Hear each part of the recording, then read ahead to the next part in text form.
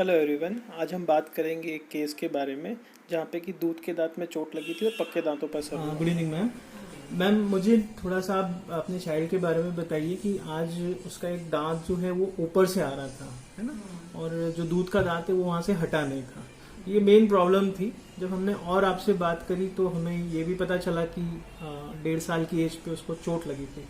बताइए कि चोट लगी थी, उसके बाद आपने हॉस्पिटल भी आप गए थे, पीडियाट्रिशियन से भी कंसल्ट किया था, बट समहाउ एक डेंटल ओपिनियन नहीं लिया आपने, है ना। और फिर जब हमने एक्सरे लिया इसका, जो कि हम डिस्कस भी कर चुके हैं, उसमें हमें यही दिखा कि जब दांत अपनी समय से पहले चला जाता है तो वो उस जगह को बोन में कन्वर्ट हो जाती है ना। जैसे कि यहाँ से हमने निकाला तो जो होलो रहता है, रूट का जो शेप रहता है, उस जगह बोन भर जाएगी। जब वो बोन भरती है तो वो हील्ड टाइप रहती है, वो मोर ऑफ फाइब्रस रहती है ना। वो दांत को बाहर आने के लिए अलाउ नहीं करती। तो तभी हम देख रहे हैं कि राइट साइड का अभी तक नहीं आया और लेफ्ट साइड का आया है, बट वो एक अलग पोजीशन पे आया है जो कि काफी ऊपर की तरफ है। ठीक है, तो यही मेन कंसर्न था। हम आपसे जो रिकॉर्ड ले रहे हैं वो सिर्फ ये एक एक्सपीरियंस पेरेंट का लेना चाह रहे हैं कि कैसे 1.5 साल की एज पे चोट लगी, आप कंसर्न के साथ गए, लेकिन एक फ्लो नहीं मिल पाया टू द प्रॉपर चैनलाइज कि उसको डायग्नोज करें हम, ना ही बीच में कोई रेडियोग्राफिक फॉलोअप हो पाया। आपने सिर्फ जब वो दांत अलग से आना शुरू हुआ तब आपको लगा कि देयर इज समथिंग रॉन्ग। फिर आपने हमसे बात करी, हमने फिर रेडियोग्राफिक डायग्नोसिस भी किया इसका, और हमने बहुत सारी बातें करी। और आज उस दांत को हमने, जो कि दूध का दांत था, अभी तक अपनी जगह पक्के दांत को नहीं दे रहा था, वो आज हमने हटाया।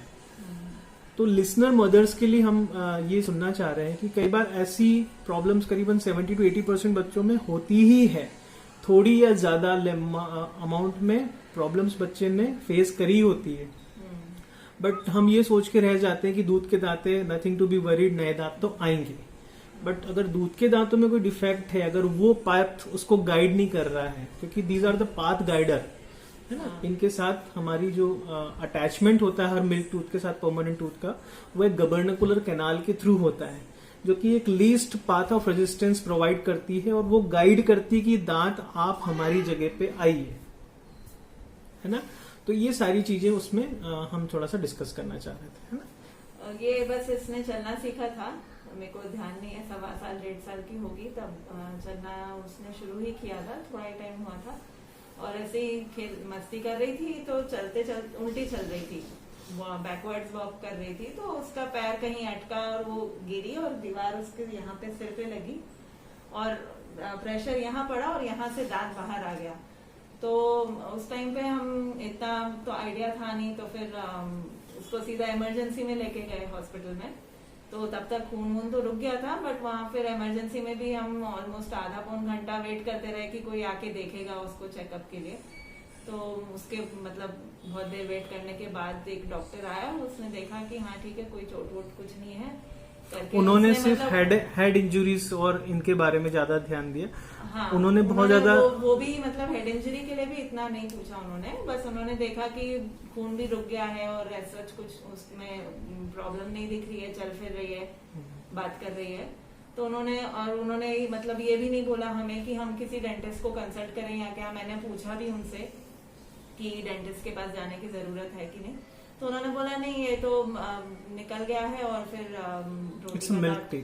रोटी का दांत तो अपने टाइम से आएगा ही, तो ऐसा कुछ जरूरत नहीं है करके उन्होंने मतलब तसल्ली दे दी हमको। तो हमने भी फिर उस चीज पे ज्यादा ध्यान नहीं दिया। तो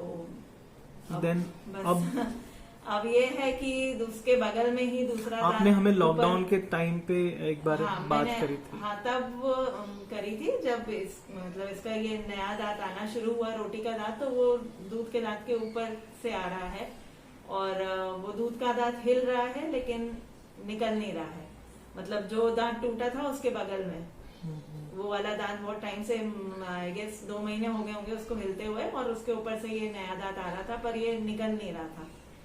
तो इसीलिए फिर मुझे लगा कि इसकी पोजीशन भी अलग दिख रही है और वो नीचे का निकल भी नहीं रहा है। तो फिर मैंने आपसे बात करी, कंसल्ट किया कि क्या करना चाहिए। और हमारी कंसल्टेशन में हमने क्या चर्चा करी आपसे, वो भी आप एक बार एक्सप्लेन करें। वही आपने जैसे मुझे बताया कि जैसे वहाँ पे प्रेशर पड़ा है उसको, जब चोट लगी है तो उसकी वजह से हो सकता है ये दांत डिफ्लेक्ट हुआ है।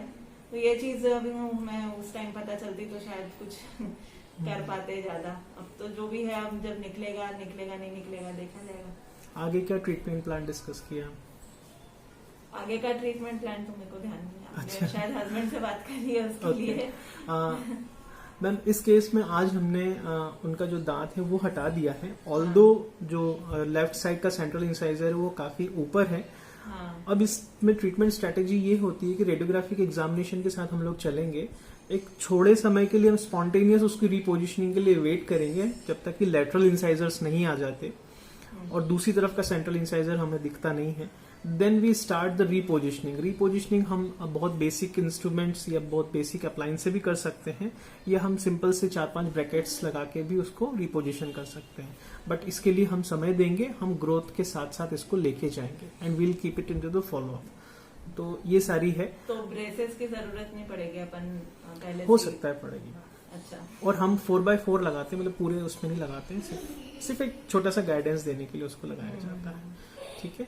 तो मेन जो बात है वो ये कि 2 महीने तक हम डिसीजन नहीं ले पाए ड्यू टू द कोरोना। जो फियर था, हमने काफी बात भी करी फोन पे, इवन सर से भी काफी देर चर्चा हुई टू गेट अश्योर कि all the standards we are following.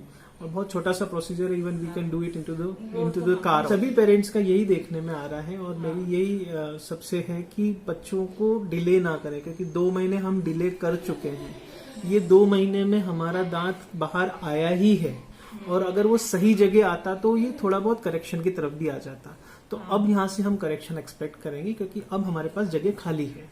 तो this is the line of treatment. It's very simple, but simple यही है कि हमें किसी भी तरीके के दांतों में, स्पेशली दूध के दांतों में, जब बच्चा 6 साल से छोटा है और कोई भी ट्रॉमा हो रहा है, भले दांत निकले या ना निकले, ब्लीड हो या ना हो, अगर वहां पे कोई चोट लगी है तो हमें एक बार पीडियाट्रिक डेंटिस्ट से कंसल्ट करना चाहिए। डेंटिस्ट आपको उसके आगे के प्लान बताएगा, आपको फॉलोअप्स के बारे में बताएगा कि कैसे वो जा रहा है।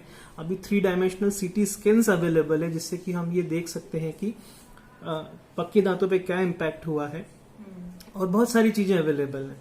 तो हम प्रॉब्लम्स को लेके ना आए, प्रॉब्लम्स होने का हमें पता चल जाता है और हम उसको टाइमली उसको सीधे सीधे करेक्ट करके नॉर्मल ऑक्लूजन्स की तरफ लाते हैं। तो this is our responsibility and objective of managing the impact of dental trauma on permanent developing tooth due to the trauma on primary tooth. तो दिस इज द सिंपल।